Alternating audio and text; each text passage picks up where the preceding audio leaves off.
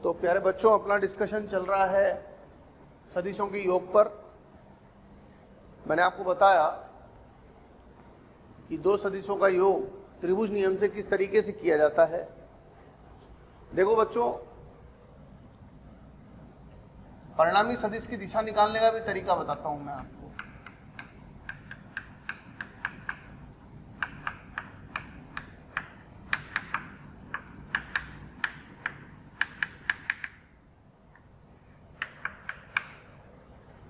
अभी अपन चर्चा कर रहे थे परिणामी सदिश के परिमाण पर, अब अपन चर्चा कर रहे हैं परिणामी सदिश की दिशा पर। क्या अर्थ है मेरी बात का, समझने की कोशिश करिए। जैसे मान लीजिए हमारे पास A और B परिमाण के दो सदिश हैं और उनके बीच का कोण थीटा है। तो त्रिभुज नियम कहता है कि अगर आपको इन दोनों का योग चाहिए, योग को परिणामी बोलता, अपन ये बात मैं बता चुका हूं आपको कि परिणामी शब्द जब मैं इस्तेमाल करूं तो उसका मतलब है योग। तो यहां पर जब हम इनका परिणामी कैलकुलेट करेंगे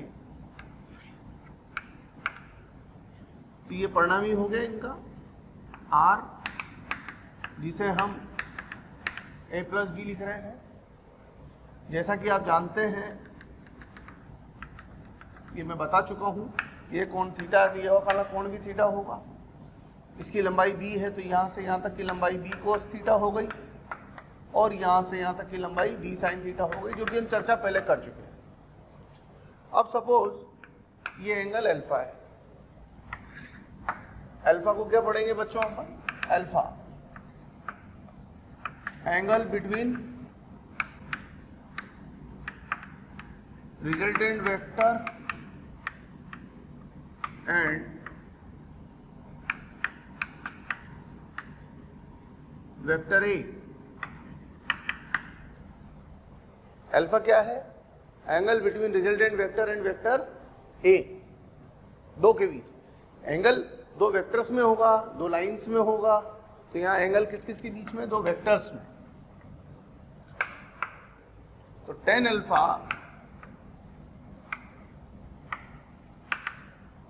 को लिखने का तरीका हमारा होगा tan अल्फा लंब अपोन आधार, ये परपेंडिकुलर, ये बेस, परपेंडिकुलर यानी लंब, तो b sine theta divided by a plus B cos theta. तो इस तरीके से हम अल्फा की वैल्यू tan इनवर्स के रूप में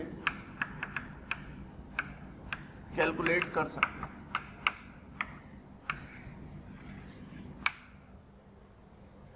कोण देखने से हमें दिशा की जानकारी मिल जाती है। परिणामी सदिश की दिशा जो मैंने लिखा है, मैथमेटिक्स में डायरेक्शन अपन एंगल की सहायता से ही देखते हैं। इस तरीके से अपन अल्फा की वैल्यू पता लगा लेंगे इस फॉर्मूले की सहायता से। Special cases,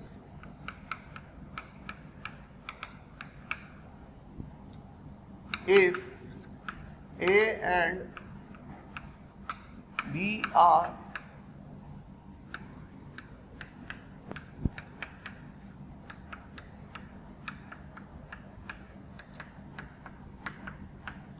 mutually perpendicular to each other,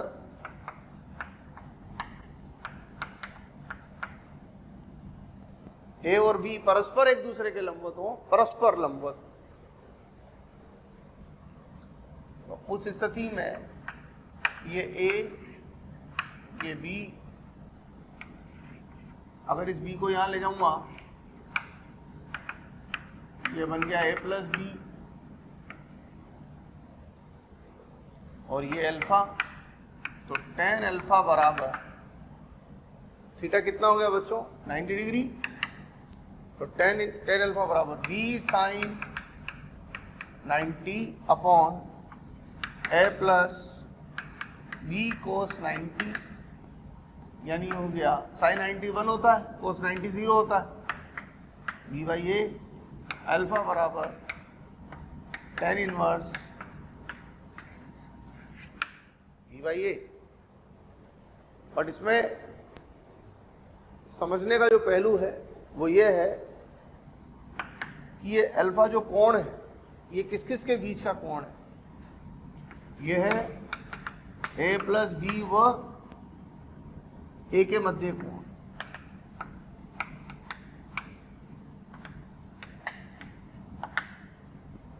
a plus B व a के मध्य कोण tan inverse b by a के बराबर है। अगर आप a प्लस बी और b के बीच में कोण देखोगे तो थोड़ा सा परिवर्तन आ जाएगा बच्चों इस बात में।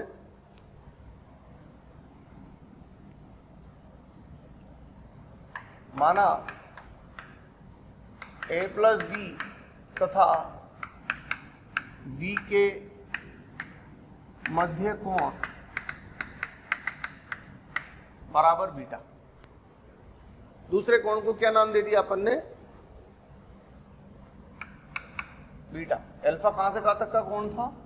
ये। बीटा कौन सा कोण है? ये वाला।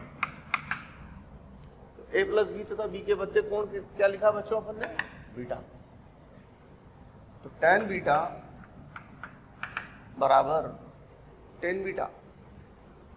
tan अल्फा आप डायरेक्ट यहां से भी लिख सकते थे। tan अल्फा बराबर लंब बटा आधार।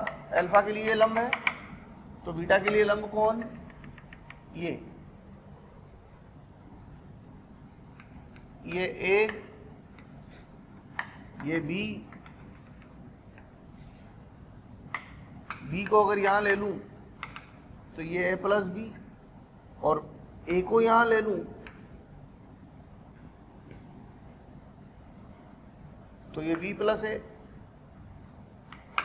ये बीटा है हमारे पास, ये a हो गया हमारे पास। तो tan बीटा बराबर लंब बटा आधार a बाई बी, यानी बीटा बराबर tan inverse a by B. अंतर क्या है? ये भी कोण है, ये भी कोण है। अंतर किस बात का है? ये परिणामी और a के बीच का कोण है और ये परिणामी और b के बीच का कोण। तो परिणामी और a के बीच का कोण देखना हो तो b से भाग, परिणामी और a के बीच का कोण देखना हो तो b बटा a करना है, और परिणामी और b के बीच का कोण देखना हो तो a बटा b करना। परंतु ये फॉर्मूला सीधा तभी लागू होगा बच्चों जब a और b परस्पर लंबवत हो। अगर परस्पर लंबवत नहीं है तो हमारा जनरल फॉर्मूला ये वाला। एक और स्पेशल केस मैं आपको बता रहा हूं। एक और केस की तरफ बढ़ते हैं। स्पेशल केस b, यदि a बराबर b बराबर r, a और b समान परिमाण के हो, ये a, ये b, ये भी r के बराबर, ये भी r। जितनी लंबाई का तीर है उतनी लंबाई का तीर ही है।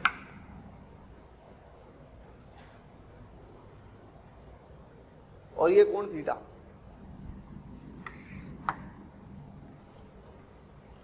तो अब ऐसी स्थिति में tan अल्फा जो होगा वो होगा b sine theta upon a plus b cos theta बराबर b, और a दोनों को r से प्रतिस्थापित करिए। r sine theta upon r plus r cos theta. ये हो गया बच्चों sine theta upon 1 plus cos theta. और त्रिकोणमिति में साइन थीटा का फॉर्मूला होता है 2 sine theta cos theta by 2 divided by 1 plus cos theta 2 cos square theta by 2। ये तो कैंसिल हो गया इससे, ये कैंसिल हो गया इससे। तो tan अल्फा बराबर sine theta by 2 divided by cos theta by 2, और ये वैल्यू आ जाएगी हमारे पास tan थीटा बाई 2। तो इस तरीके से अल्फा बराबर थीटा बाई 2 आ जाएगा हमारे पास।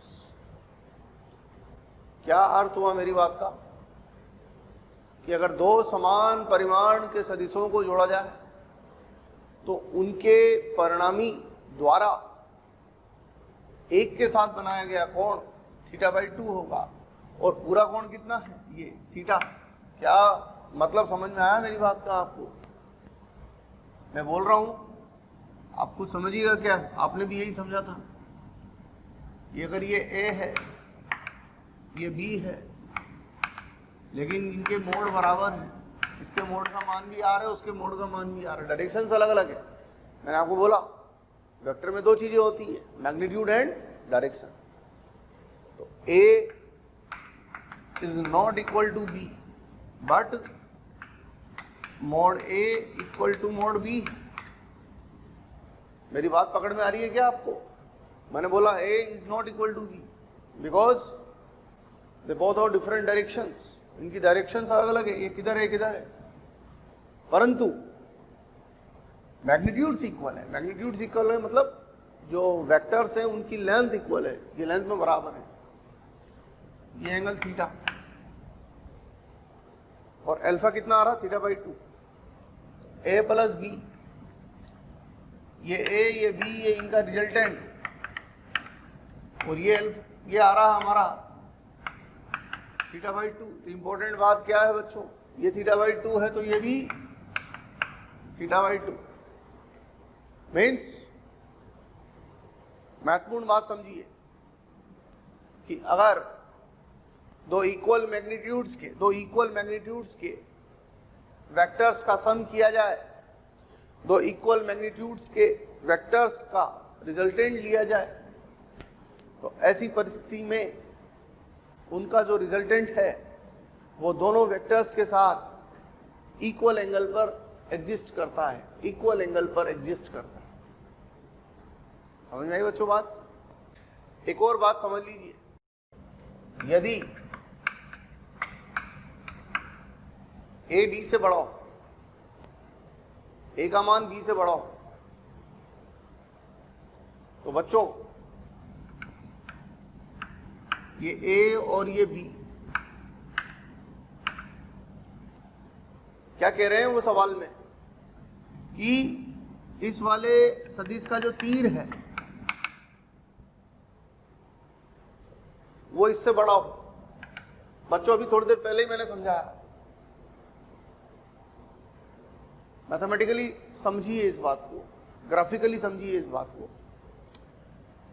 अगर ये दोनों इक्वल है तो ये वेक्टर, ये जो वेक्टर है रिजल्टेंट वेक्टर बोलेंगे इसको, रिजल्टेंट वेक्टर बिल्कुल बीच में है।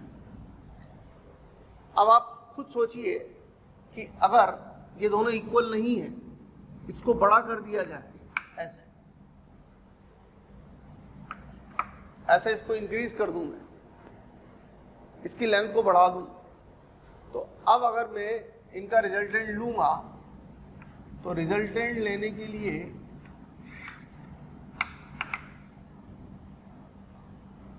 अगर ये और ये इक्वल होते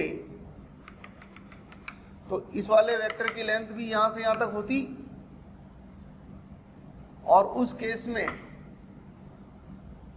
रिजल्टेंट वेक्टर यहां से यहां तक का होता। मतलब ऐसे दो कंडीशन लीजिए, एक A1 और एक A2। अगर A1 के साथ रिजल्टेंट निकालूंगा तो ये आएगा, और A2 के साथ रिजल्टेंट निकालूंगा तो ये आएगा। ये किसके लिए है बच्चों? B प्लस A1 के लिए। और ये किसके लिए है? B प्लस A2 के लिए।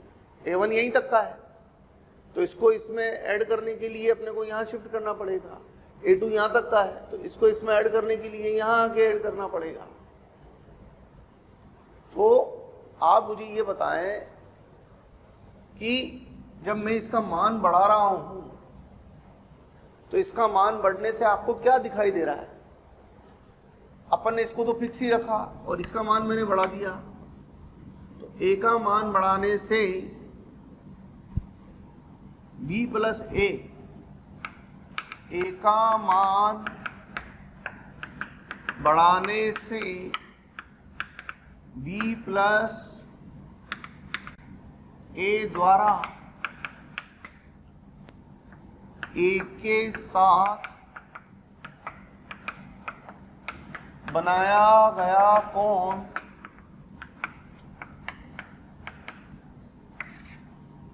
छोटा हो रहा है। ए का मान बढ़ाने से b प्लस ए द्वारा ए के साथ बनाया गया कोण छोटा हो रहा है। ये मतलब क्या मतलब है कि जब दोनों बराबर हैं तो परिणामी सदिश बिल्कुल बीच में, जिसे अंग्रेजी में कहते हैं बच्चों एंगल बाइसेक्टर, कोण का समान दो भागों में विभाजन हो गया। अगर दोनों के परिमाण बराबर हैं तो परिणामी बिल्कुल बीच में होगा। परंतु अगर मैं इसको बढ़ाता चला जाऊं तो ये इसके साथ जो कोण बनाएगा वो छोटा बनाएगा। तो कहने का अर्थ ये है कि अगर ये और ये b है तो ये a प्लस b होगा। ये अगर अल्फा है और ये अगर बीटा है तो a अगर b से बड़ा है, इसको इससे बड़ा कर दूं तो ये कोण छोटा हो जाएगा इसके मुकाबले में, तो अल्फा बीटा से छोटा हो जाएगा। और अगर उसे बढ़ा दूं तो ये छोटा हो जाएगा। और अगर दोनों को बराबर रखूं तो दोनों बराबर रहेंगे। अगर दोनों को बराबर रखूं तो ये दोनों बराबर रहेंगे। और कुल कोण थीटा है तो थीटा बाई 2 के बराबर रहे। इसे बढ़ा दूंगा तो ये इधर झुक जाएगा, ये छोटा हो जाएगा, वो बड़ा हो जाएगा। और उसे बढ़ा दूंगा तो ये छोटा हो जाएगा, ये बड़ा हो जाएगा। ये बड़ा इंपॉर्टेंट पॉइंट है जिसे आपको समझने की जरूरत है। तो मेजर पॉइंट क्या है बच्चों कि जो परिणामी सदिश है वो छोटे सदिश के साथ बड़ा कोण बनाता है और बड़ी सदिश के साथ छोटा कोण बनाता है। मैं लिख देता हूं इस बात को। दो सदिशों का परिणामी सदिश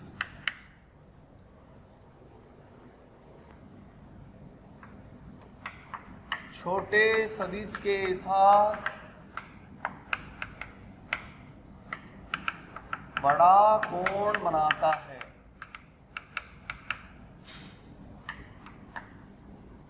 तथा बड़े सदिश के साथ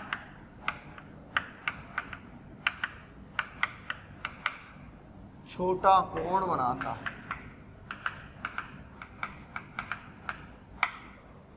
समझ आई बच्चों बात? नोट करिए। तो बच्चों अपनों को जो बातें समझ में आई उनको और अच्छे से क्लियर करने के लिए अपन एग्जाम्पल्स का सहारा लेते हैं। माना F1 बराबर 3 न्यूटन व F2 बराबर 4 न्यूटन है तथा दोनों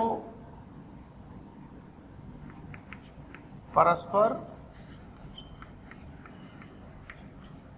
लंबवत है। माना F1 3 न्यूटन व F2 4 न्यूटन है तथा दोनों परस्पर लंबवत है। परिणामी द्वारा दोनों के परिणामी द्वारा F1 के साथ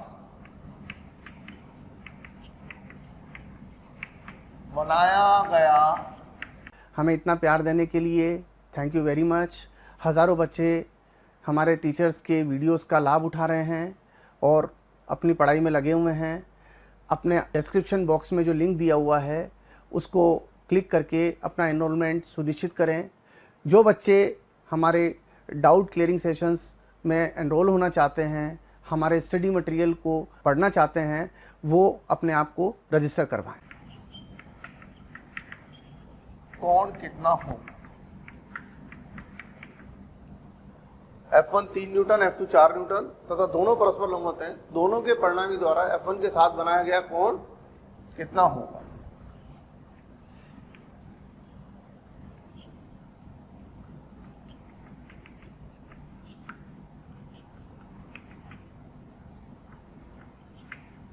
F1 3 न्यूटन, F2 4 न्यूटन।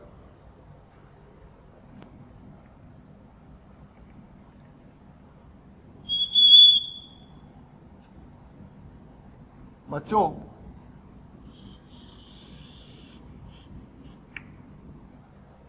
अगर मैं F2 को यहां से यहां उठा के लाऊंगा तो ये है F1 प्लस F2 और अल्फा हो गया F1 प्लस F2 और F1 के बीच का कोण, तो tan अल्फा बराबर हो जाएगा F2 बटा F1। tan अल्फा बराबर F2 बटा F1 बराबर F2 का मान है बच्चों 4 और F1 का मान है 3। तो हम कहेंगे अल्फा बराबर tan इनवर्स 4/3, यानी इन दोनों बलों के परिणामी बल द्वारा F1 के साथ बनाया गया कोण tan इनवर्स 4/3 होगा, जिसकी मैथमेटिक्स में जो वैल्यू होती है वो अबाउट 53 डिग्री होती है, लगभग 53 डिग्री। और अगर मुझसे कोण ये नहीं पूछकर ये पूछा होता, माना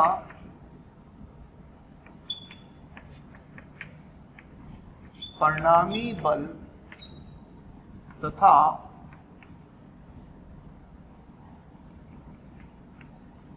F2 के मध्य कोण बराबर बीटा, माना परिणामी बल तथा F2 के मध्य कोण बीटा, ये वाला कोण बीटा है। आप देखिए, जैसे इसको यहां लाके जोड़ सकता हूं वैसे इसको यहां ले जाके जोड़ सकता हूं। तो tan बीटा बराबर tan बीटा, इस कोण के लिए ये लंबाई आधार है, लंब बटा आधार, F1 बटा F2 और F1 का मान है 3 और ये है 4, तो बीटा बराबर हो गया tan इनवर्स 3/4 और ये हो गया लगभग, मैथमेटिक्स में ये होता है लगभग 37 डिग्री। तो इस तरीके से आप बच्चों अच्छे से समझ सकते हैं कि परिणामी बल F1 प्लस F2 द्वारा F1 के साथ जो कोण आ रहा है वो 53 डिग्री का आ रहा है और F2 का परिणामी के साथ जो कोण आ रहा है वो लगभग 37 डिग्री का। ये मतलब तो बच्चों, अपने सामने एक सवाल है, 10 न्यूटन का एक बल और 10 न्यूटन का ही दूसरा बल, ये दो बल वस्तु पर 120 डिग्री के कोण पर क्रियारत है। जैसे यहां कोई वस्तु रखी है, एक इधर खींच रहा है, एक इधर की तरफ खींच रहा है, ऐसे ऐसे, और 120 डिग्री का कोण उनके बीच में बन रहा है। तो सवाल है कि परिणामी बल का परिमाण तथा दिशा क्या होगी। इन दोनों का जो रिजल्टेंट होगा परिणामी बल,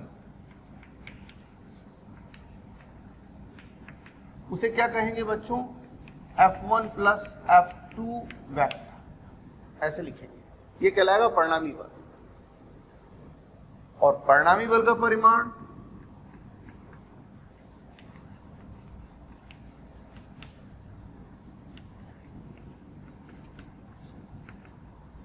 तो वो कहलाएगा mod of F1 plus F2। ये तो परिणामी बल है दोनों का योग, और उसका परिमाण देखना है तो दोनों तरफ मॉड लगा दें।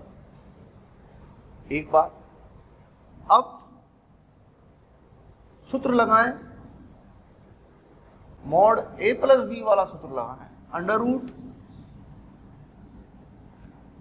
F1 square plus F2 square plus 2F1 F2, एक की जगह F1 बी की जगह F2, सूत्र लगाया और दोनों के मान 10 और 10 रख दिए।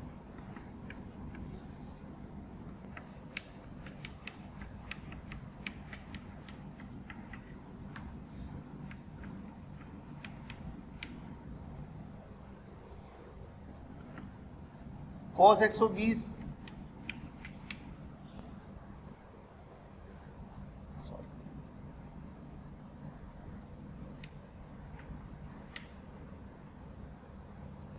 cos 120 की वैल्यू होती है बच्चों -1/2। cos 120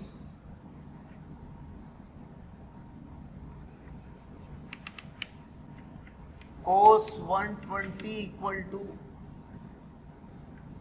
cos 180 माइनस 60, और ये होता है माइनस cos 60।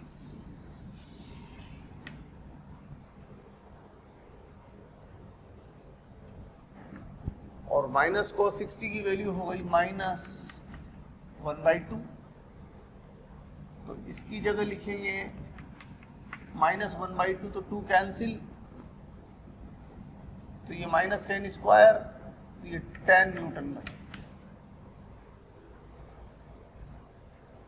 मतलब इन दोनों का जो परिणामी बल होगा वो 10 न्यूटन के बराबर होगा। यानी ये दोनों, ये भी 10 ये भी 10, तो इनका परिणामी 20 नहीं करना है, इनका परिणामी 10 रह गया, क्योंकि कोण 120 का है।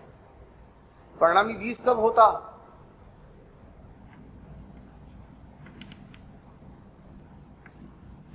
अगर दोनों के दोनों फोर्स सेम डायरेक्शन में काम कर रहे होते, तब हम ऐसा करते। अब यहां पर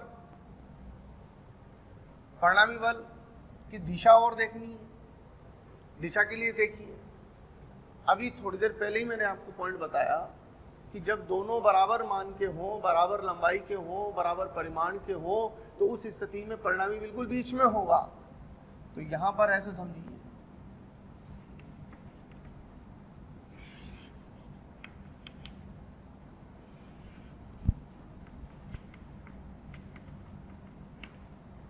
$60 डिग्री के एंगल, और इसका जो परिमाण है, इसका परिमाण मतलब इनकम, इस पूरी राशि का मोड, वो 10 न्यूटन के बराबर।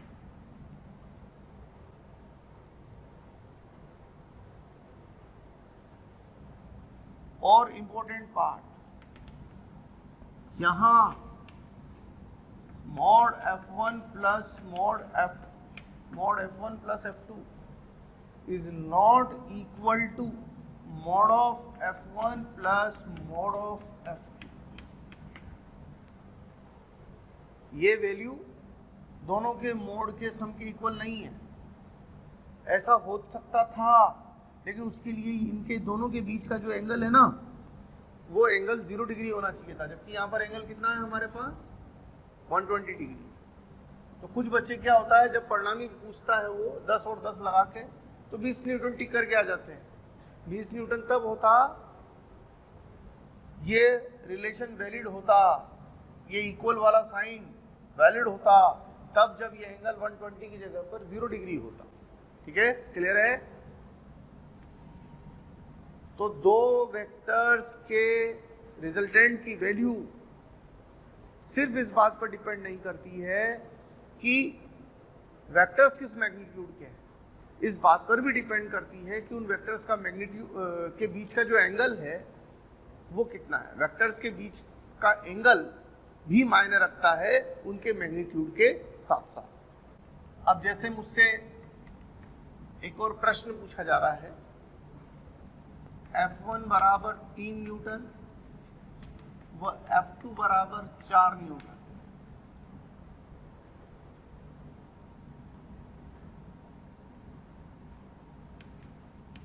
ज्ञात करो। फर्स्ट क्वेश्चन, परिणामी बल का अधिकतम परिमाण।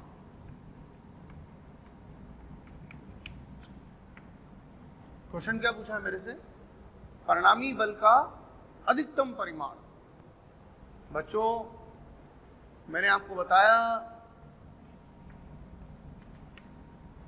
मैक्सिमम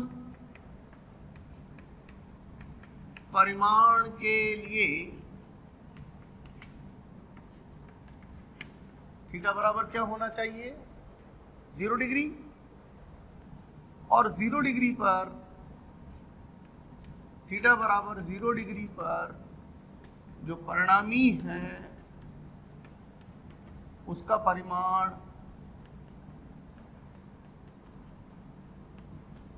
दोनों के परिमाण के योग के बराबर हो जाएगा। और ये आप जानते ही हैं, ये 3 और 4 नियम है अपने को। तो आंसर हमारा 7 न्यूटन हो जाएगा। परंतु अगर सवाल थोड़ा सा चेंज करके पूछा हुआ होता,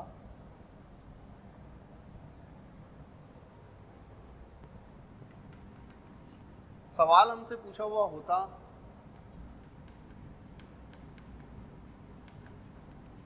परिणामी बल का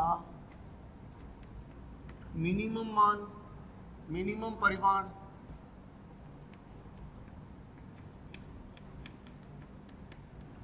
परिणामी बल का मिनिमम परिमाण, तो उस स्थिति में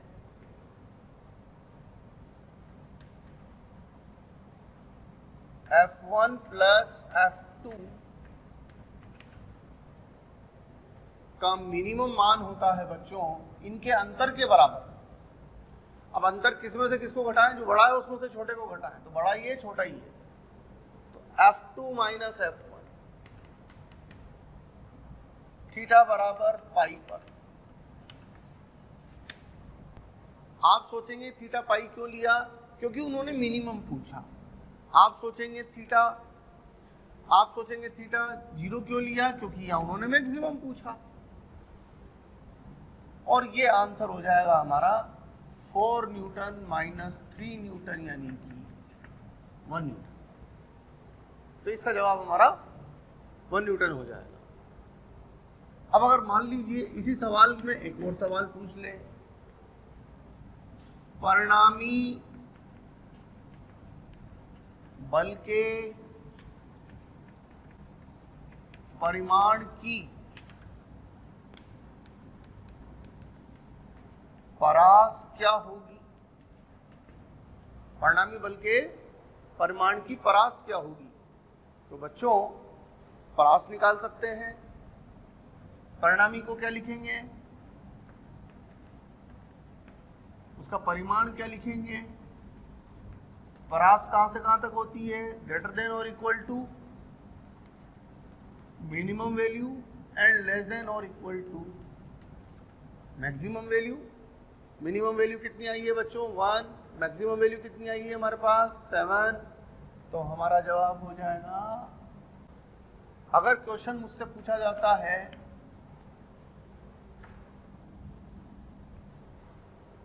किस कोण पर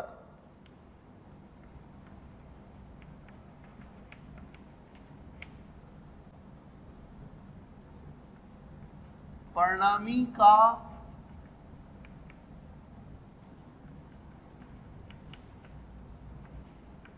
परिमाण 8 न्यूटन होगा,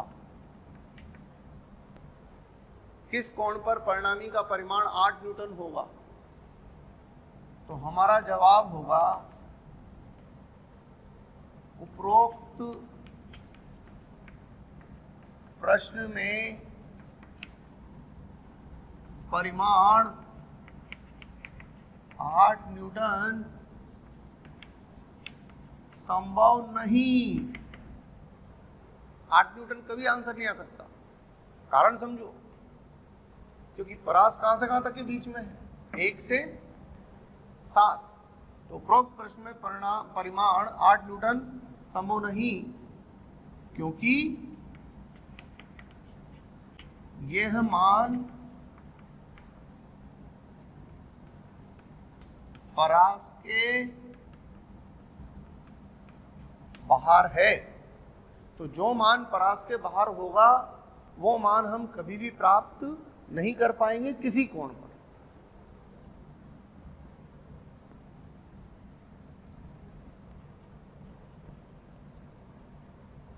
अब जैसे ये एक और सवाल हमसे पूछ लिया जाए,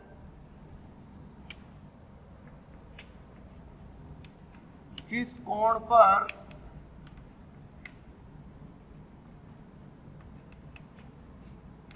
परिणामी का परिमाण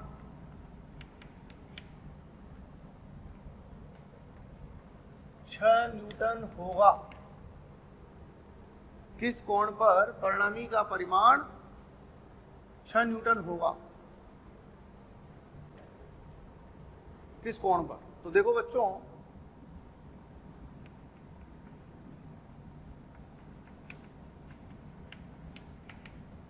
परिणामी का परिमाण यानी ये राशि हम लोग को कितनी दे रखी है, तो सबसे पहले तो ये देखिए कि जो 6 न्यूटन है वो किस राशि का मान है, तो वो इस राशि का मान है।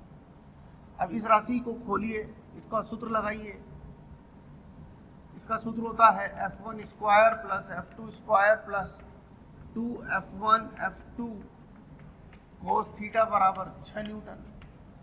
ये होता है का अंडर रूट। तो वर्क करेंगे तो 36 हो गया। F1 F2 का मान रखिए, F1 F2 का मान 3 और 4, तो 3 square plus 4 square plus 2 into 3 into 4 into cos theta बराबर 36। वर्क कर दिया दोनों तरफ, तो ये हो गया कोस थीटा बराबर 36 माइनस 25 11 बटा 4 3 12 24, यानी कि थीटा बराबर कोस इनवर्स 11 बटा 24 के कोण पर। क्या अर्थ हुआ इस बात का कि अगर 3 न्यूटन और 4 न्यूटन के दो बल हैं और इनके बीच का कोण थीटा, थीटा का मान कितना, ये इसका कुछ मान होगा, आप उसकी टेंशन नहीं करें। ये रखा जाए तो इस परिस्थिति में इन दोनों का जो परिणामी हमेशा बीच में आता है। बीच में मतलब एकदम बीच में नहीं, जरूरी नहीं। तो इस परिस्थिति में इन दोनों का जो परिणामी होगा उसका मान 6 न्यूटन आएगा। ये अर्थ है इस बात का। ठीक है बच्चों,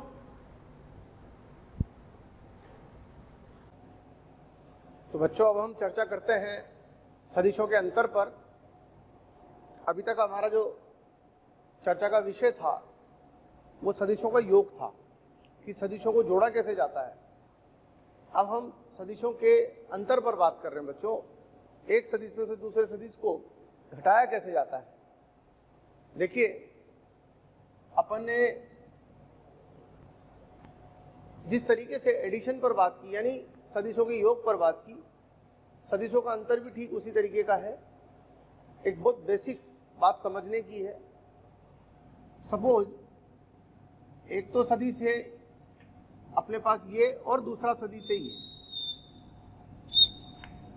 त्रिभुज नियम में बच्चों अपन ने फंडामेंटल क्या समझा कि अगर मुझे इन दोनों को ऐड करना है, a प्लस बी करना है, तो मैं b को यहाँ से उठा के इसके आगे लगा दूंगा और फिर प्रारंभिक बिंदु से अंतिम बिंदु को मिला दूंगा, तो जो सदिश आएगा वो मेरे को a प्लस बी निरूपित करेगा। करेक्ट। परंतु अब हम क्या चाह रहे हैं, सदिशों का अंतर। हम a प्लस बी नहीं चाह रहे बच्चों, हम क्या चाह रहे हैं, a माइनस बी चाह रहे हैं। बच्चों हमारे पास रोज़ डिमांड्स आ रही है कि इस टॉपिक पर वीडियो बनाया जाए, इस टॉपिक को समझाया जाए।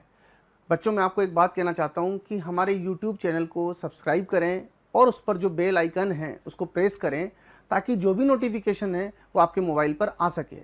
उसका कारण क्या है, जिन वीडियोस की आप डिमांड कर रहे हैं, जिन टॉपिक्स के एक्सप्लेनेशन के लिए आप बोल रहे हैं, वो ऑलरेडी हमारे चैनल पर डले हुए हैं और हमारे यहाँ पर अवेलेबल हैं। आप तक नहीं पहुँच पाए क्योंकि आपने हमारे बेल आइकन को प्रेस नहीं किया हुआ है। इसलिए मेरा निवेदन है, मेरा रिक्वेस्ट है आपसे कि हमारे यूट्यूब चैनल पर सब्सक्राइब करें और उस बेल आइकन को प्रेस करें। पहले क्या चाह रहे थे हम, a+b, अब क्या चाह रहे हैं हम, a-b। तो अब a-b कैसे कैलकुलेट करेंगे उस पर आते हैं। देखिए आप क्या करिए बच्चों, अगर सही मायने में देखें तो a-b कैलकुलेट करना भी एडिशन की तरह ही है, लेकिन नोटिस करने की बात क्या है, a-b को आप ऐसे लिख सकते हैं a+-b। ध्यान से देखो, मैंने माइनस को प्लस में कन्वर्ट कर दिया, a-b या फिर करें a+-b। समझ में आ रही मेरी बात? तो यहाँ पर हम a+-b करेंगे।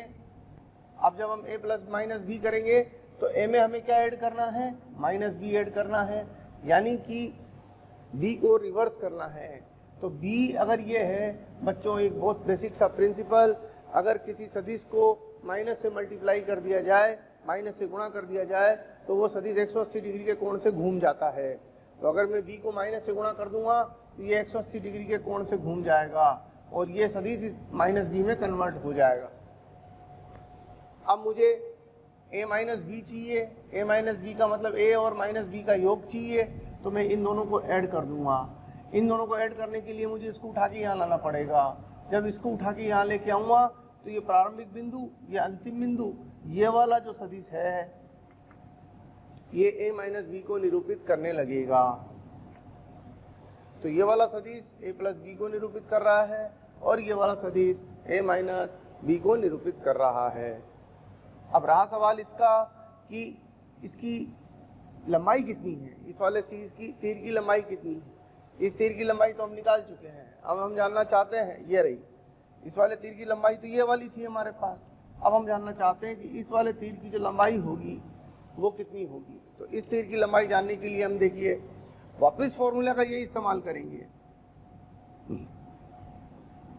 आपने कैलकुलेट करना है मोड a-b, तीर की लंबाई मतलब मोड, ये तो a-b है जिसमें डायरेक्शन और मैग्नीट्यूड दोनों है। अब मैं इसका लंबाई देखना चाहता हूँ, सिर्फ मैग्नीट्यूड देखना चाहता हूँ। तो मैग्नीट्यूड के लिए अब मैं क्या करूँगा बच्चों, ध्यान दें, मैंने अभी आपको बोला a-b का मतलब a+-b है, यानी अब मैं देखूंगा कि इन दोनों के बीच का जो एंगल है वो कितना है, जिनको जोड़ना है।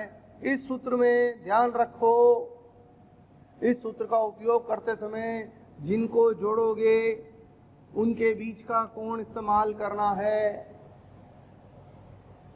तो अब हम क्या कर रहे हैं, किस किस को जोड़ रहे हैं, a और b को नहीं जोड़ रहे हैं, a और -b को जोड़ रहे हैं। तो एंगल किस किस के बीच का देखेंगे, a और -b के बीच का, और a और -b के बीच का एंगल बच्चों ये वाला है। तो a और -b के बीच का एंगल कौन सा हुआ, ϕ-θ।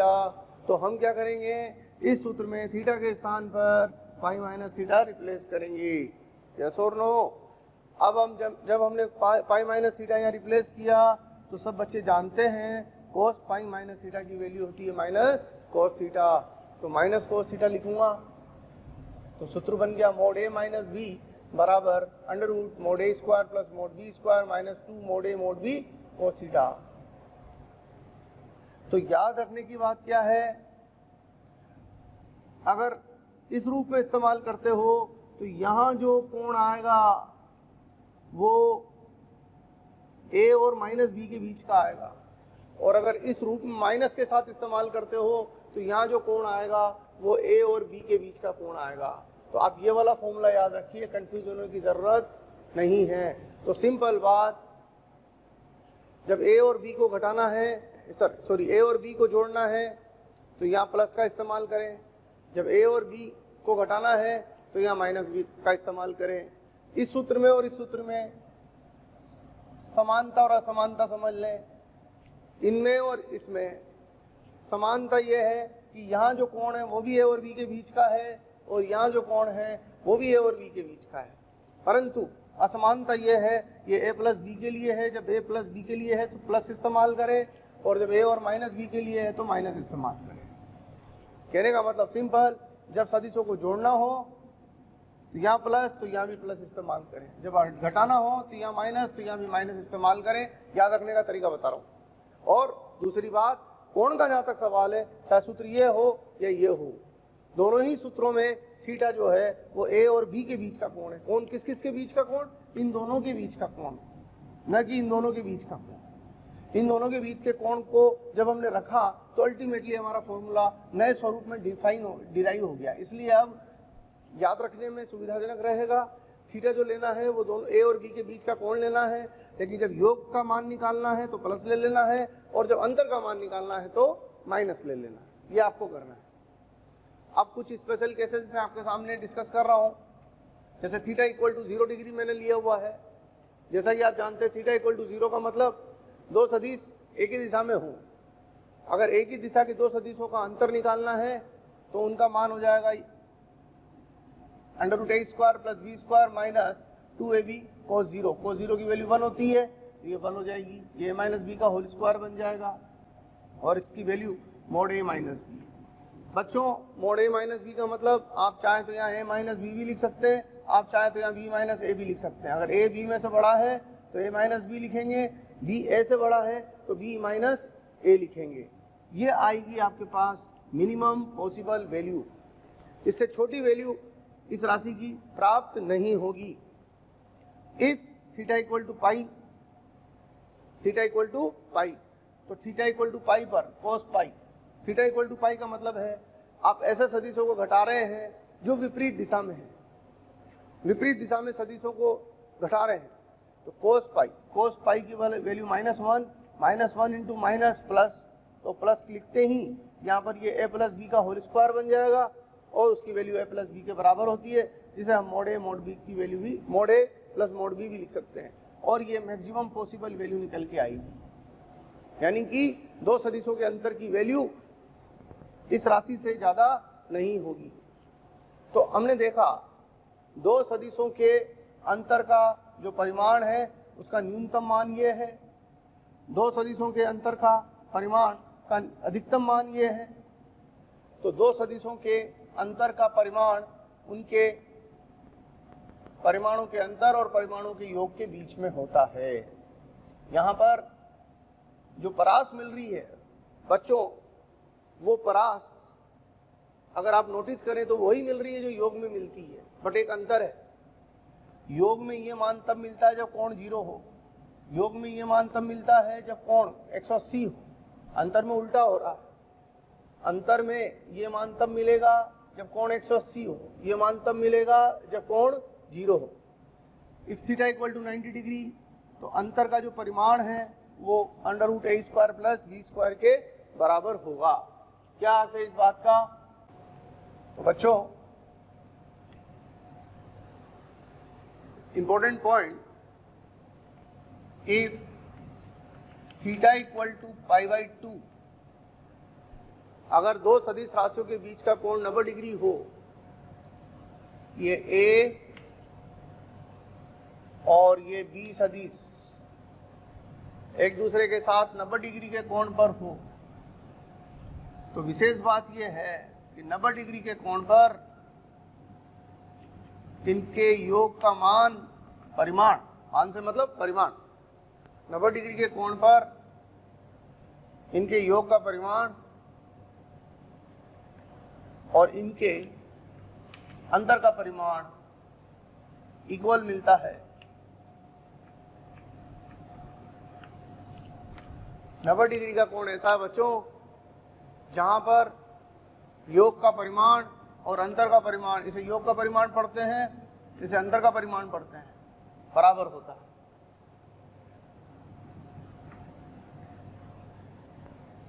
थीटा बराबर 0 डिग्री पर mod a plus B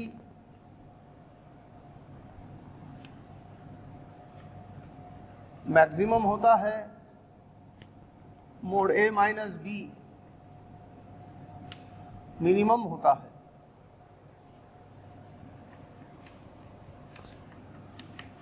theta बराबर पाई पर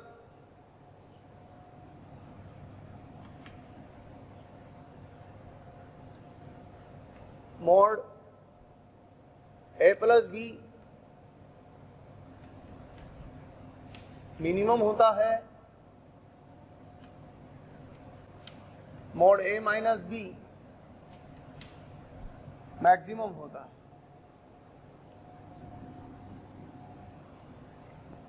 रेंज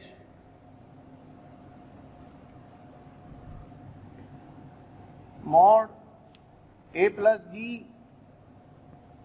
तथा मोड ए माइनस बी की फरास समान होती है।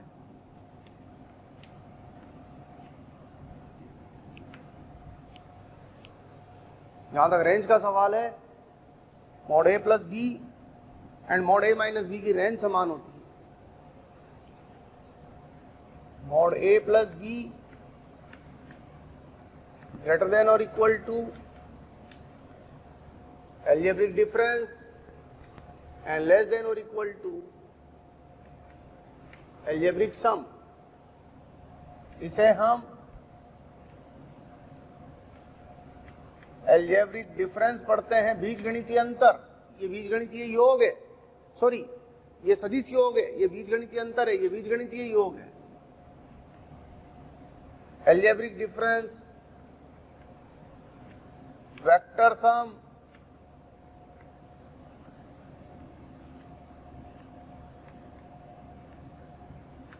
Algebraic sum.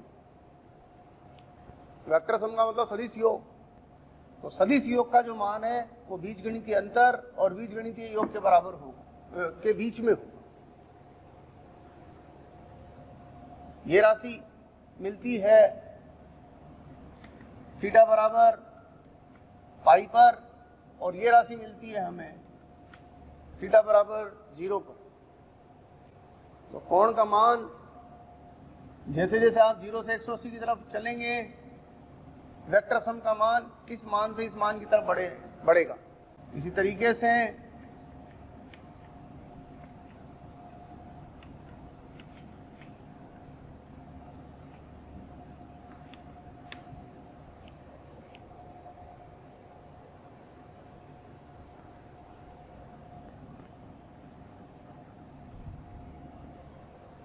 इसकी परास भी वही होगी, लेकिन फर्क क्या है, ये मान हमें मिलेगा थीटा बराबर 0 पर, और ये मान मिलेगा हमें थीटा बराबर 180 पर। ये वेक्टर डिफरेंस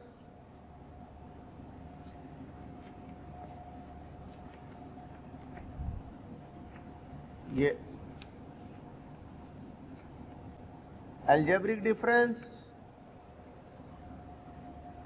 और ये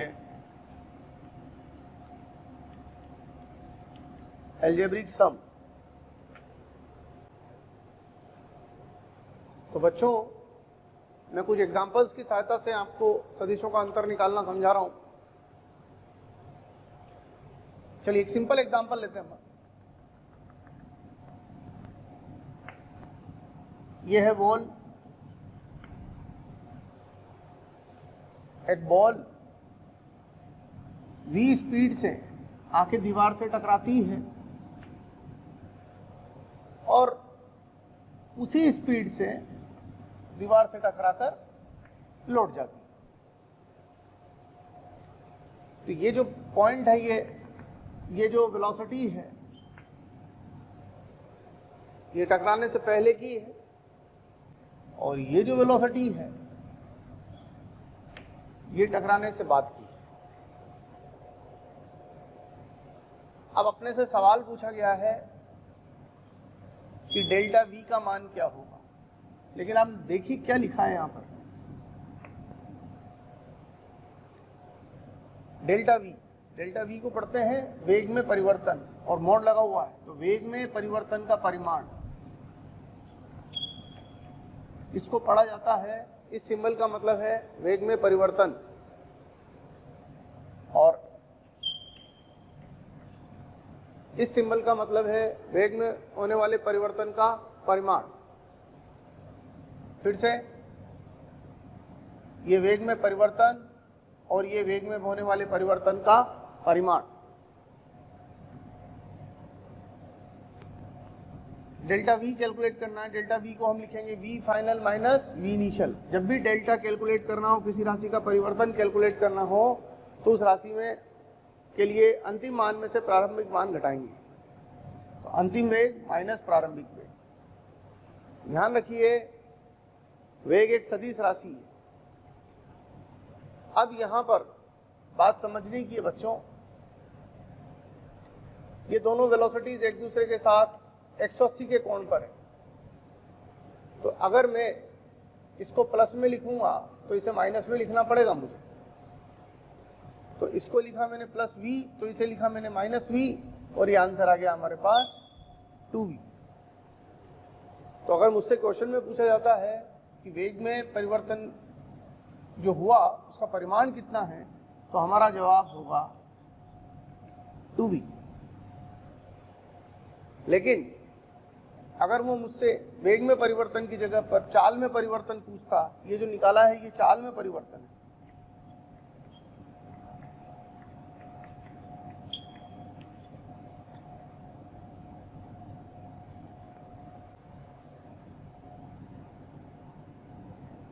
और चाल जितनी टकराने के बाद है उतनी टकराने से पहले चाल में परिवर्तन, चाल होता है चाल बराबर वेग का मोड़। तो चाल में परिवर्तन निकालना है तो अंतिम चाल में से प्रारंभिक चाल घटाऊंगा, लेकिन चाल निकालने के लिए वेग का मोड़ लेना पड़ता है। तो अंतिम वेग का मोड़ यानी v, प्रारंभिक वेग का मोड़ यानी वो भी v, तो v माइनस v आंसर 0 हो गया। तो इस क्वेश्चन में अगर मुझसे चाल में अंतर पूछा जाता है तो आंसर 0 दूंगा। इस क्वेश्चन में अगर मुझसे वेग में परिवर्तन पूछा जाता है तो मैं 2v दूंगा।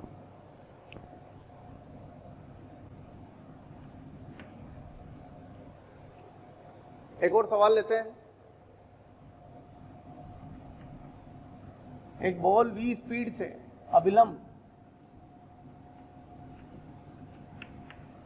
अविलंब के साथ थीटा कोण बनाते हुए आके टकराती है और थीटा कोण पर ही वापस परावर्तित हो जाती। अब क्वेश्चन में हमसे पूछा गया है कि वेग में परिवर्तन का परिमाण कितना है। वेग में परिवर्तन का परिमाण कितना है, तो वेग में परिवर्तन का परिमाण निकालते हैं बच्चों। देखिए, डेल्टा v बराबर v final minus v initial, और a माइनस b सदिशों के अंतर का फॉर्मूला है ये वाला। जब a और b लिखते थे तो यहाँ a और b आते थे, लेकिन यहाँ v और v फाइनल और v इनिशियल है तो a और b को प्रतिस्थापित कर दिया अपन ने। अब जहां तक v फाइनल और v इनिशियल का मान है, परिमाण बराबर ही है दोनों के, ये फाइनल और ये इनिशियल, तो दोनों की जगह v रख दिया। लेकिन यहां पर मैंने आपको बोला था, याद करो, ये जो कोण हमें लेना है वो इन दोनों राशियों के बीच का कोण लेना है, और इस तीर और इस तीर के बीच का कोण 2 थीटा नहीं है। इस तीर और इस तीर के बीच का कोण 2 थीटा नहीं है। इन दोनों तीरों के बीच का कोण निकालने के लिए इस तीर को हमें थोड़ा आगे बढ़ा के देखना पड़ेगा। ये जो कोण आप देख रहे हैं ये इन दोनों तीरों के बीच का कोण है, और अगर ये 2 थीटा है तो ये पाई माइनस 2 थीटा हो जाएगा। आप डेल्टा v का फॉर्मूला लगाएं, यानी कि यहां पर कोस फाई लिख लें, कंफ्यूजन नहीं रहेगा। आप सोचेंगे थीटा की जगह ऐसा कैसा लिख दिया, कोस फाई। फाई का मतलब इसके और इसके बीच का कोण, और ये फाई के बराबर। तो फाई की जगह पर हमने पाई माइनस 2 थीटा रिप्लेस कर दिया। 2v स्क्वायर कॉमन ले लिया तो ये बन गया, अंदर अंडर रूट में हमारे पास बचा 1 माइनस कॉस 2 थीटा। और बच्चों, अगर आपको हमारे वीडियोस पसंद आते हैं, आपको हमारा पढ़ाया हुआ समझ आता है तो आप हमारे वीडियोस को लाइक करें, शेयर करें, इससे आपको भी बेनिफिट होगा और साथ में ज़रूरतमंद स्टूडेंट्स तक हमारी बात पहुंच पाएगी। बच्चों, आपका जो प्यार इसने हमें मिलता है, उससे हमें मोटिवेशन मिलता है, वो हमारे लिए बूस्टर डोज का काम करती है और हम चाहते हैं कि इसी तरह आपका प्यार मोहब्बत हमें मिलती रहे ताकि हम इसी एनर्जी के साथ बराबर लगे रहें। 1 माइनस cos 2 थीटा की वैल्यू बन गई हमारे पास 2 sin स्क्वायर थीटा। आंसर आ गया हमारा 2v sin थीटा बाई 2। तो इस तरीके से ये दोनों सवाल हमने सॉल्व किए। तो देखिए बच्चों, एक और एग्जांपल मैंने आपके सामने लिया है। एक व्यक्ति नियत चाल v से वृत्तीय मार्ग पर घूम रहा है और हमसे जो सवाल किया गया है वो ये है कि व्यक्ति जब ए से बी तक पहुंचेगा तो उसके वेग में होने वाले परिवर्तन का परिमाण कितना होगा। मेरी बात को ध्यान से समझिए। उन्होंने ये नहीं पूछा चाल में परिवर्तन कितना होगा, क्वेश्चन में लिखा है कि नियत चाल से चल रहा है, कोई चीज नियत है तो उसका परिवर्तन 0 हो गया, तो चाल में परिवर्तन नहीं हुआ। लेकिन व्यक्ति जैसे जैसे घूमेगा वैसे वैसे उसकी गति की जो दिशा है वो चेंज होती चली जाएगी। तो सवाल में उन्होंने पूछा है कि व्यक्ति के वेग में परिवर्तन का परिमाण कितना होगा। नियत चाल v से एक व्यक्ति चित्रानुसार ए से बी तक जाता है तो डेल्टा v का मान कितना होगा। डेल्टा v को पढ़ने का तरीका बताया मैंने। डेल्टा v का मतलब वेग में परिवर्तन, दोनों तरफ पहरेदार खड़े, इसका मतलब वेग में परिवर्तन का परिमाण। डेल्टा v को सॉल्व कर रहे हैं हम, इसको लिखेंगे mod of v final minus v initial. Notice करिए प्रारंभिक वेग इधर की तरफ है। अब क्या होगा बच्चों, व्यक्ति जैसे जैसे घूम रहा है तो नोटिस करिए ये केंद्र से व्यक्ति को जोड़ने वाली रेखा है। व्यक्ति जैसे जैसे घूमेगा उसका वेग भी घूमेगा। जैसे व्यक्ति यहां पर पहुंच गया, जैसे व्यक्ति यहां पर पहुंच गया तो उसका वेग इधर की तरफ हो जाएगा। और जब व्यक्ति यहां पहुंचेगा तो उसका वेग इधर, जब व्यक्ति यहां पहुंचेगा तो वेग इधर, जब व्यक्ति यहां पहुंचेगा तो वेग इधर, जब व्यक्ति यहां होगा तो वेग इधर। तो जब व्यक्ति यहां है तो वेग इधर की तरफ हुआ उसका। तो व्यक्ति जितने कोण से घूमा, कितने कोण से घूमा, थीटा कोण से घूमा। व्यक्ति जितने कोण से घूमेगा उसका वेग भी उतने ही कोण से घूमेगा। समझ में आई बात। तो ये प्रारंभिक वेग और ये थीटा कोण से घूमने के बाद का वेग, तो ये प्रारंभिक वेग और ये थीटा कोण से घूमने के बाद के वेग की दिशा ये वाली। मुझे कैसे पता लगा कि ये दिशा इस दिशा के साथ थीटा कोण पर है, क्योंकि व्यक्ति थीटा कोण से घूमा है। कोई भी व्यक्ति जितने कोण से घूमता है, कोई भी वस्तु जितने कोण से घूमती है, उस वस्तु का वेग भी उतने ही कोण से घूम जाता है। ठीक है बच्चों, नंबर 1। अब सवाल इस राशि का मान निकालने का, तो v और मान में तो दोनों बराबर ही हैं, तो v स्क्वायर लिख दिया। फाई का मतलब है दोनों के बीच का कोण जो कि थीटा के बराबर है, तो फाई की जगह थीटा लिख दिया। और ये बन गया 1 माइनस cos थीटा, और 1 माइनस cos थीटा का फॉर्मूला होता है 2 sin स्क्वायर थीटा बाई 2। तो आंसर आया हमारा कितना, 2v sin theta by 2। Clear है बच्चों।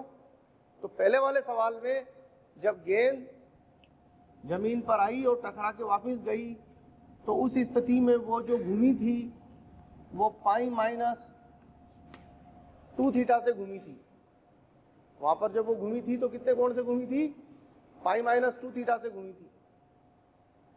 और यहां पर जब वो घूमी है तो वो कितने कोण से घूमी है, थीटा कोण से घूमी है।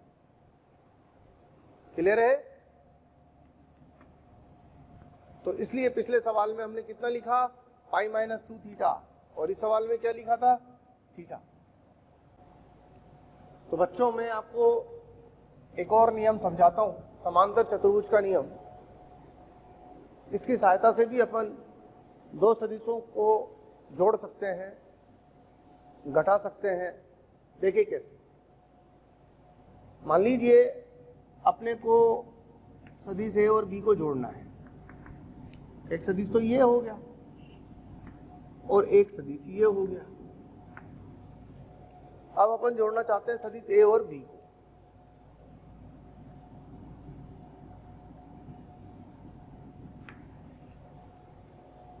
अब इस केस में अपन को क्या करना है बच्चों, समांतर चतुर्भुज नियम क्या कहता है कि अगर आप ए और बी के समांतर एक एक भुजाएं ले लें, ये तो ए के समांतर हो गई, ये बी के समांतर हो गई,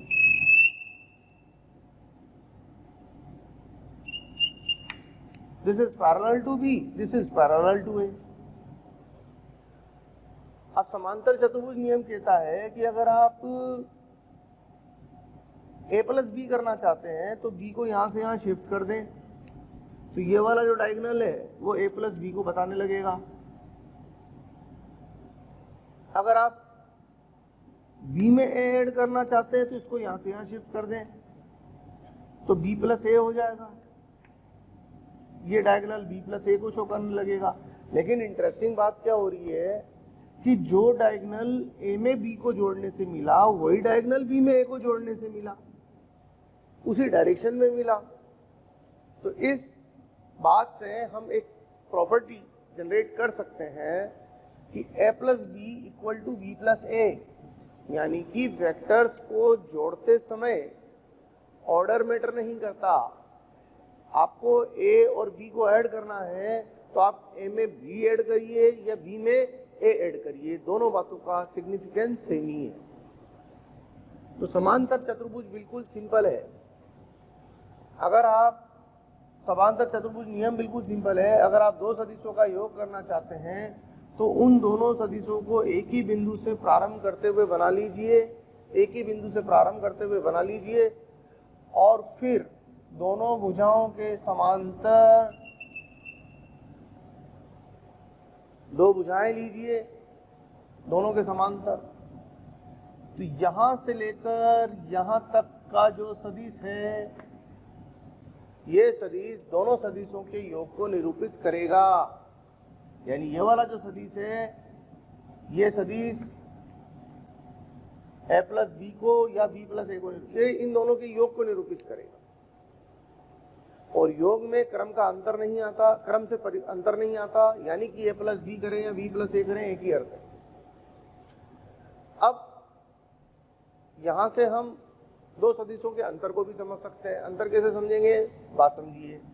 मुझे इंटरेस्ट a और b को जोड़ने में नहीं है, मुझे इंटरेस्ट a और माइनस b को जोड़ने में। जैसा कि मैं कल भी बता चुका हूँ आपको, a माइनस b का अर्थ सिंपल है, a में आप माइनस b जोड़िए,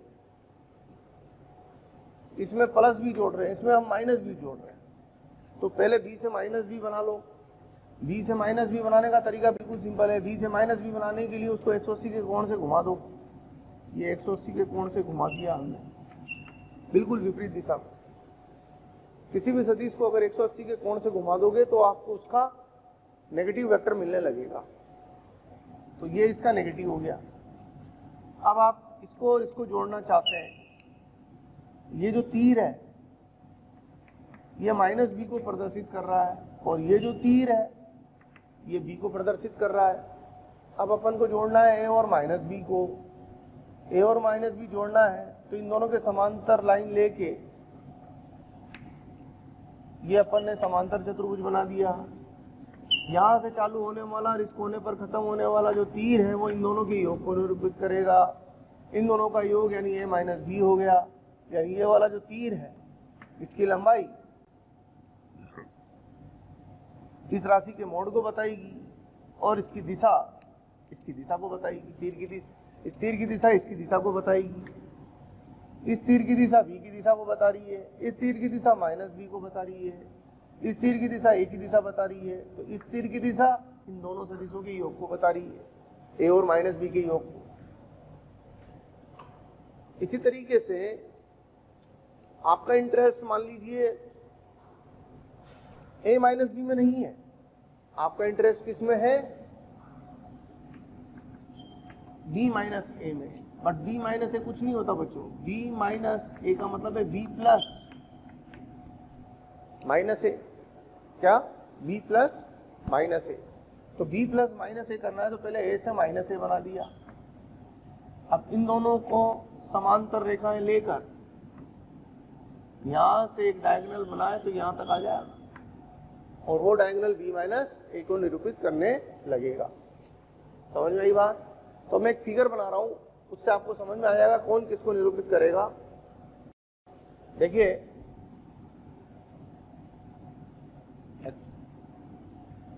ये वेक्टर है a,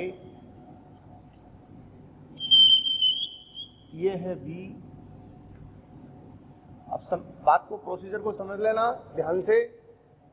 इन दोनों के समांतर,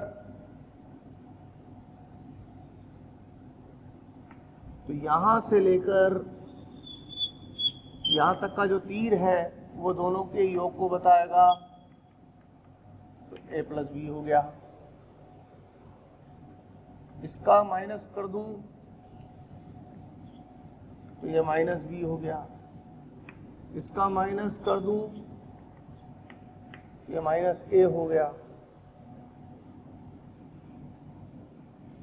इन दोनों के समांतर एक रेखाएं लेके यहां से लेकर यहां तक का जो तीर है वो इन दोनों के योग को बताएगा, तो ये माइनस ए माइनस बी हो गया। माइनस कॉमन ले लिया और आप खुद ही सोचिए, इसको माइनस से गुणा कर दूंगा तो यही बन जाएगा अपने पास। इसी तरीके से इन दोनों को समांतर लेते हुए समांतर चतुर्भुज बनाऊं, तो यहां से लेकर यहां तक का जो होगा वो इसके और इसके योग को बताएगा, तो ये माइनस ए प्लस बी हो गया, अथवा इसे आप माइनस बी माइनस ए भी लिख सकते हैं। और इसी तरीके से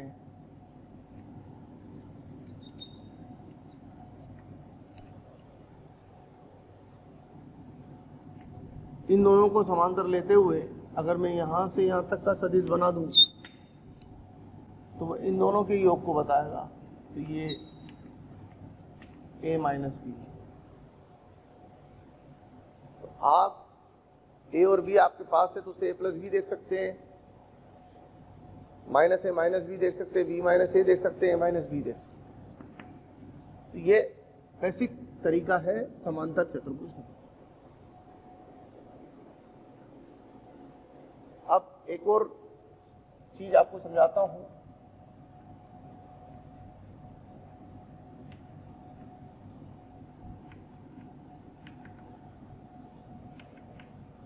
बहुभुज नियम। मान लीजिए मेरे पास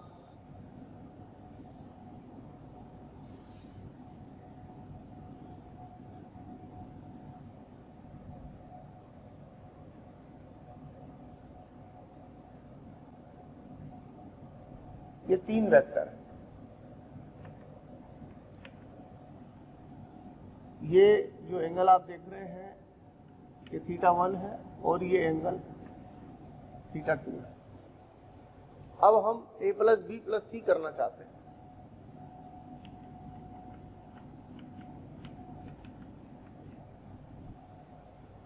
तो a प्लस बी प्लस सी करने का तरीका क्या रहेगा हमारा? सिंपल तरीका है। सबसे पहले आप वेक्टर ए पर जाइए,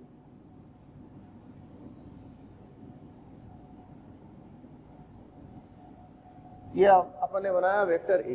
ये ग्राफिकल तरीका है a प्लस बी प्लस सी को जोड़ने का। This is graphical method.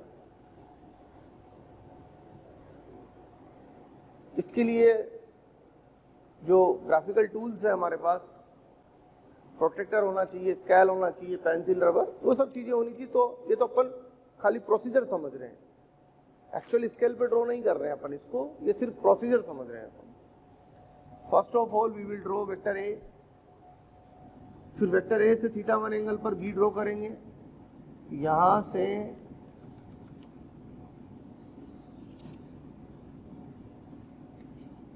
θ1 angle पर बी ड्रॉ करेंगे और फिर इसकी लंबाई के बराबर का एरो बना लेंगे। यहां से compass, protractor, scale, pencil, rubber, ये सब अपने को यहाँ चाहिए होता है। तो ये सिर्फ मैं प्रोसीजर समझा रहा हूँ, एग्जैक्ट स्केल पर नहीं चल रहे हैं हम। अब उसके बाद तो आपने क्या किया, आप क्या चाह रहे थे, a प्लस बी प्लस सी। तो फर्स्ट ऑफ ऑल आपने a बनाया, फिर a जहाँ खत्म हुआ वहाँ b बनाया, फिर b जहाँ खत्म हुआ वहाँ से c बनाया। अब ये लाइन कौन सी लाइन हो गई, इसको थोड़ा सा आगे बढ़ा लेते हैं समझने के लिए।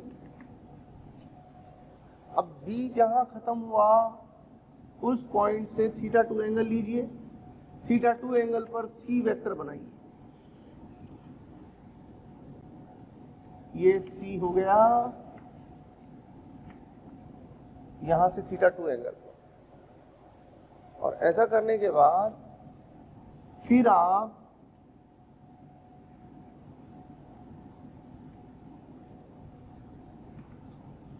जो स्टार्टिंग पॉइंट है उस स्टार्टिंग पॉइंट को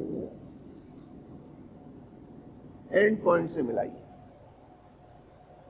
ऐसा करने पर ये तीनों वेक्टर्स का सम ये वाला वेक्टर होगा।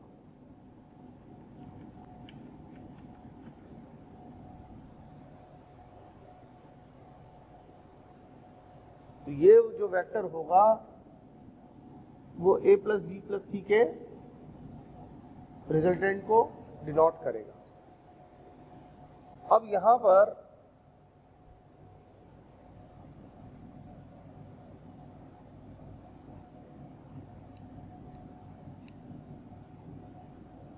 अब अगर मान लीजिए मुझे a माइनस बी प्लस सी देखना है,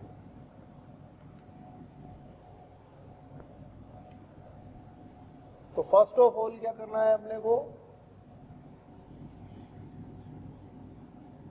ए ड्रॉ किया, ये देखना है।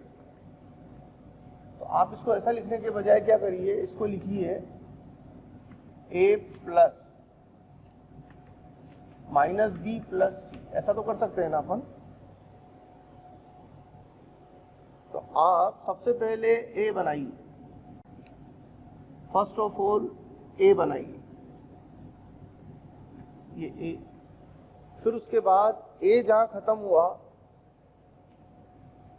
वहां से बी नहीं बनाना, माइनस बी बनाना है।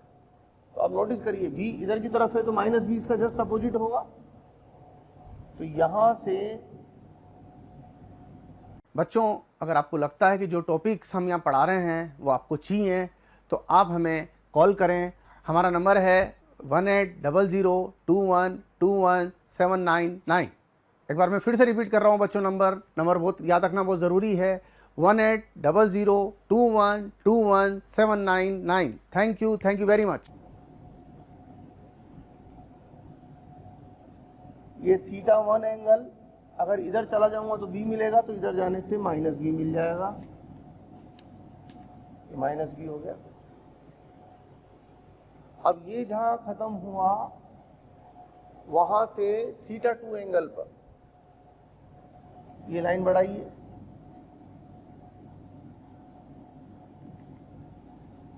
इसके साथ θ2 एंगल बनाते हुए, इसके साथ θ2 एंगल बनाते हुए आपको C ऐड करना है। ये तो माइनस बी हो गया, अब C ऐड करना है कितने एंगल पर, θ2 एंगल पर। तो इधर से θ2 एंगल लीजिए यहां पर माइनस, अब आपको C ऐड करना है तो C को पैरेलली शिफ्ट करिए। आपने ये B लिया। अब इंटरेस्टिंग बात क्या है इसमें, आपने सबसे पहले A ड्रॉ किया, फिर माइनस बी को उसके पैरेलली शिफ्ट करके, ये बी है तो ऑब्वियसली माइनस बी इधर की तरफ हो गया हमारे पास, तो माइनस बी को पैरेलली शिफ्ट कर दिया। अब सी को, अब आप देखिए कि अगर ये बी है तो ये माइनस बी हो गया, C सी बी के साथ थीटा 2 एंगल पर था, तो सी माइनस बी के साथ तो पाई माइनस थीटा 2 एंगल पर हो गया। तो आप सी को as it is parallelly shift करके ले आई, सी। तो सी जो होगा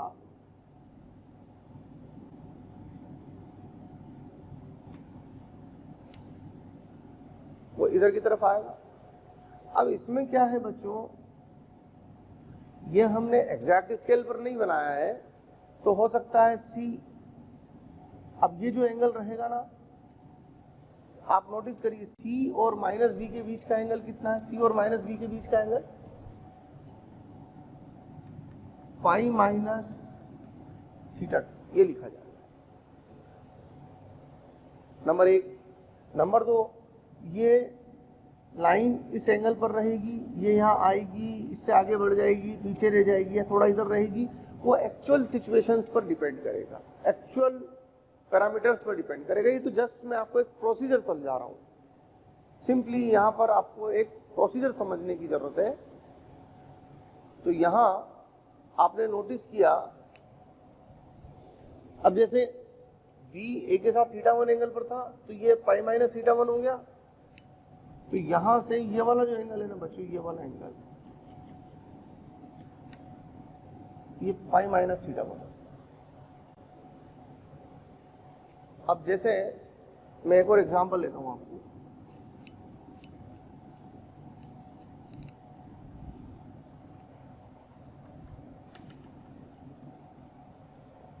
जैसे एक बॉडी है एंड 3 फोर्सेस उसके ऊपर एक्ट कर रहे हैं।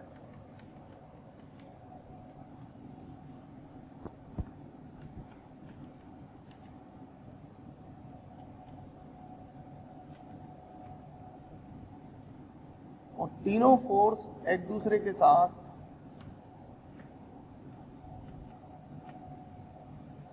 वन 120 डिग्री के एंगल पर है, कोप्लेनर है।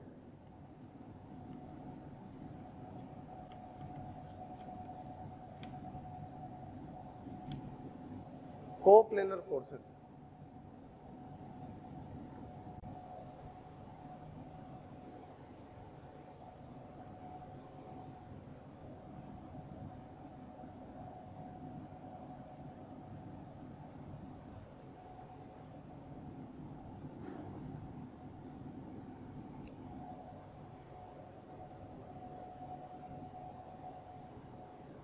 अब आप क्या करिए, अब आपको F1, F2, F3 का सम देखना है।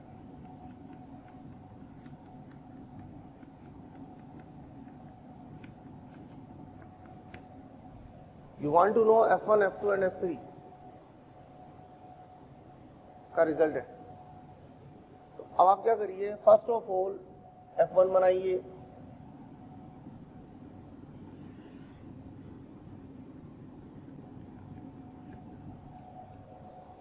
इसके पैरेलल। अब आप नोटिस करिए कितने एंगल पर घूमना है आपको, 120 पर, बट 120 पर घूमना है। एक बात, यहां से 120 पर घूमेंगे तो ये तो 90 हो गया, ये तो 90 हो गया, 120 पर घूमना है तो थोड़ा इधर आना पड़ेगा।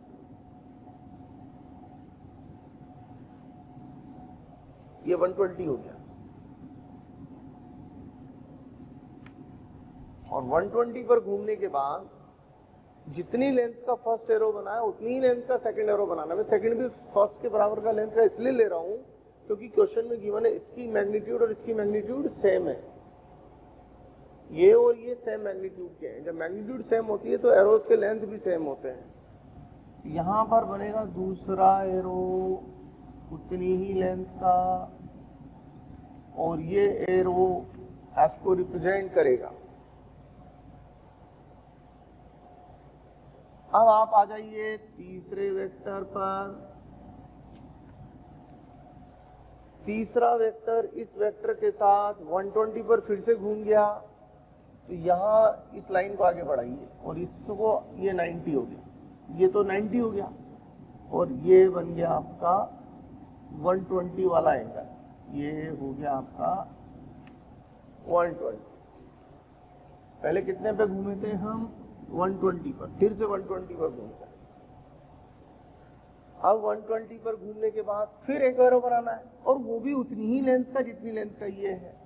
तो इस लाइन पर हम उतनी ही लेंथ का कट लगाएंगे। कट लगाएंगे तो पता लगेगा हम बच्चों यहीं पहुंच गए। जब आप इस काम को ग्राफ पेपर पर pen, pencil, rubber, protractor, scale, compass इनकी सहायता से जब ड्रॉ करेंगे तो आप पाएंगे कि हम एट लास्ट उसी पॉइंट पर आ गए जिस पॉइंट से हमने बिगिनिंग करी थी इस कंडीशन के अंतर्गत। तो ये F3 हो जाएगा। तो अगर मुझसे कोई पूछे कि इन तीनों का रिजल्टेंट क्या हुआ, तो बच्चों स्टार्टिंग पॉइंट और एंडिंग पॉइंट सेम हो गया। इसका मतलब हो गया F1 plus F2 plus F3 it is a null vector, zero vector, magnitude zero हो गया। या ऐसे भी लिख सकते हैं mod F1 plus F2 plus F3 equals to 0। तो यहां पर एक बात समझने की है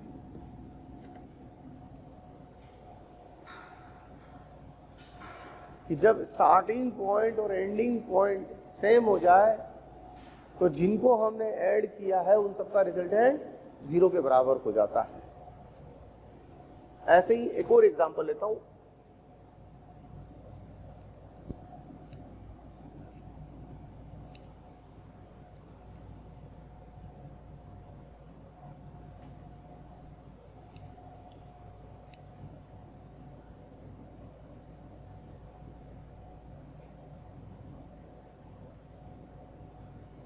ये कोई बॉडी है, एक फोर्स इधर लगा,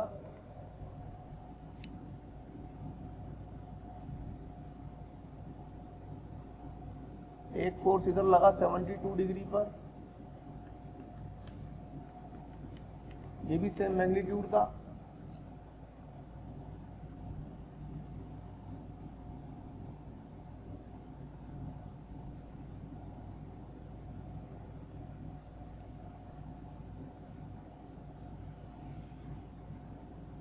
ये F3 ये भी सेम मैग्नीट्यूड का।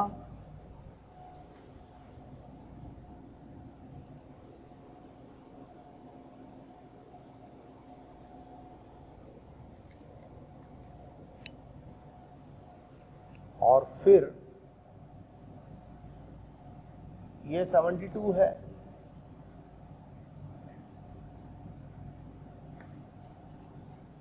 फिर 72 पर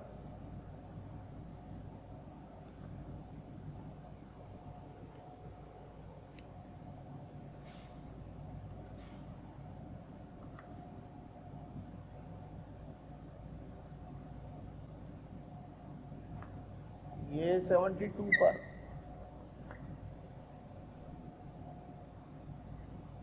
ये चौथा फोर्स ये भी उतने ही मैग्नीट्यूड,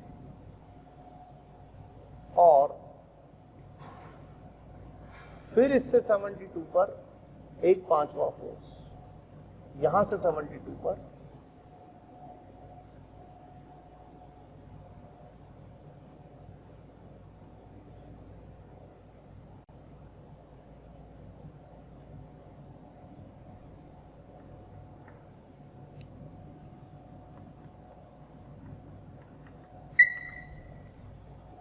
ये भी 72।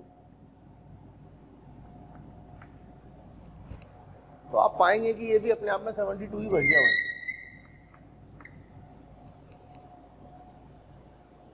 तो इस तरीके से 5 फोर्सेस ऑफ इक्वल मैग्नीट्यूड, 5 बल समान परिमाण के बट इन डिफरेंट डायरेक्शंस किसी बॉडी पर एक्ट कर रहे हैं, और अब हम उन सारे फोर्सेस का रिजल्टेंट देखना चाह रहे हैं। तो सारे फोर्सेस का रिजल्टेंट कैसे देखेंगे, देखिए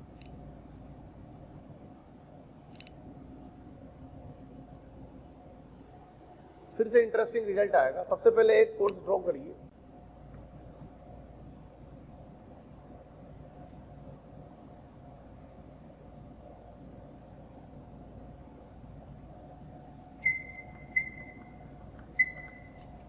फर्स्ट ऑफ ऑल ये वाला फोर्स ड्रॉ किया, फिर इस लाइन को आगे बढ़ाते हुए यहां से 72 डिग्री पर जाकर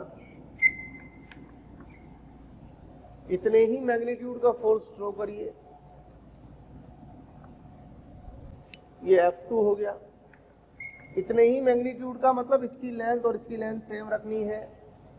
और फिर यहां से 72 डिग्री पर जाकर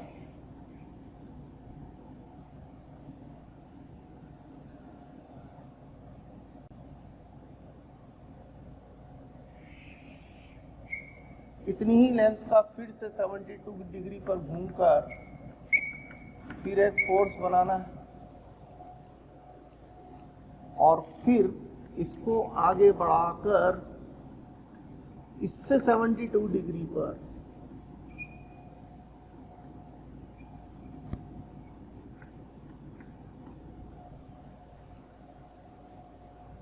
ये F4 हो गया।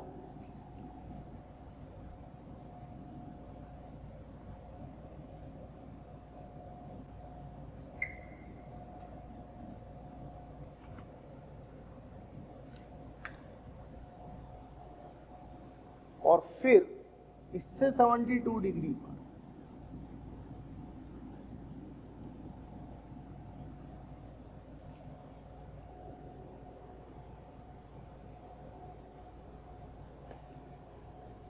यहां से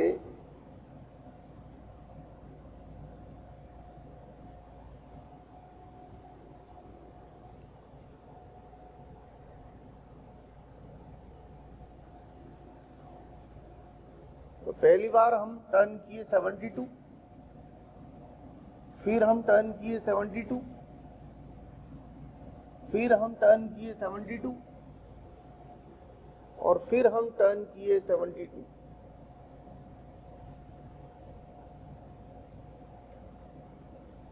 तो आप पाएंगे एट लास्ट, अगर हम एक्चुअल ग्राफ पेपर पर ये काम करें तो आप पाएंगे एट लास्ट हम फिर से 72 पर घूम गए। तो आप पाएंगे एट लास्ट ये F5 हो गया।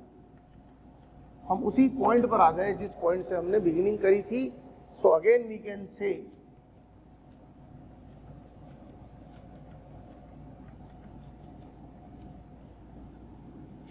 इक्वल्स टू 0 वेक्टर, और you can say F1 plus F2 plus F3 plus F4 plus F5 equals to 0। ठीक है बच्चों, थैंक यू। बच्चों, अगर आपको हमारे वीडियोस पसंद आते हैं, आपको हमारा पढ़ाया हुआ समझ आता है, तो आप हमारे वीडियोस को लाइक करें, शेयर करें। इससे आपको भी बेनिफिट होगा और साथ में ज़रूरतमंद स्टूडेंट्स तक हमारी बात पहुंच पाएगी। बच्चों, आपका जो प्यार इसमें हमें मिलता है, उससे हमें मोटिवेशन मिलता है, वो हमारे लिए बूस्टर डोज का काम करती है। और हम चाहते हैं कि इसी तरह आपका प्यार मोहब्बत हमें मिलती रहे, ताकि हम इसी एनर्जी के साथ बराबर लगे रहें।